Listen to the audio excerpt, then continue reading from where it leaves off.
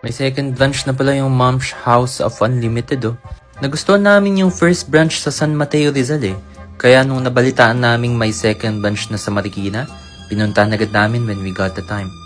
As usual, affordable pa rin ang prices ng unlimited beef nila, chicken, pork, at available na rin ang enoki mushroom na wala sa first branch.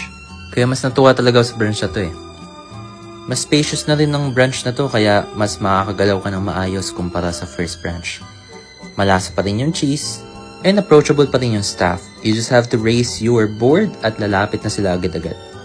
Kagandahan din talaga with both of the branches ng Mom's is kahit only pork lang in-order namin usually, we like it very much dahil hindi mataba yung sinaserve nila every time unlike other samgyeopsal.